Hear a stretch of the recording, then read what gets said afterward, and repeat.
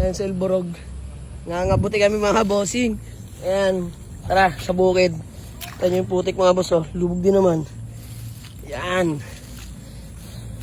Buhay probinsya din naman, no, mga boss. Nakakamiss din ng probinsya eh. Sama ko si Pisan KR. Nangangabuti tayo.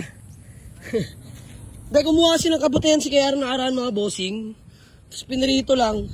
Konting asin. Napakasarap, napakabisa. Sana may makuha pa. Ganda dito. Likod lang to ng garahe mga boss. So, ayun yung garahe namin. Oh. Ayun yung garahe. Oh. Let's go. Nangangabuti tayo mga boss. Sana may makuha. Ayan.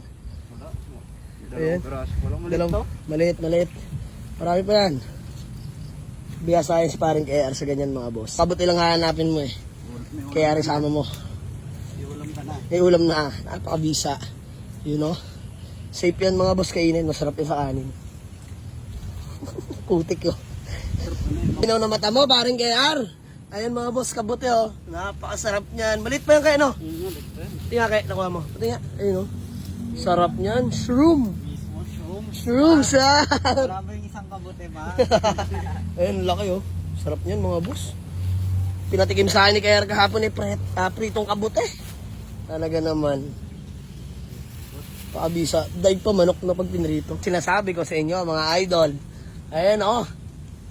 Dalihin mo na paring KR. Dalawa mga bossing. Napakabisa na kabuti. Ayan, tatlong dami. Aray ko. Piston kailan na labas yung kabuti? September no? September. Mga tag-ulan no? Marami na yan.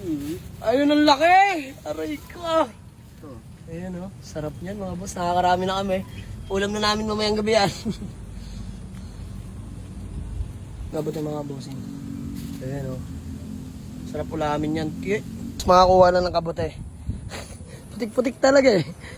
Sarap ng kabuti eh. Bossing. Ang tawag dyan, bis? Mamaral. Mamarang mga boss. Mga itim yun, no? Ayun, mas masarap. Ayan. Ayan, ang dami nga, no? Ba't yan, bis? Sabog-sabog, no?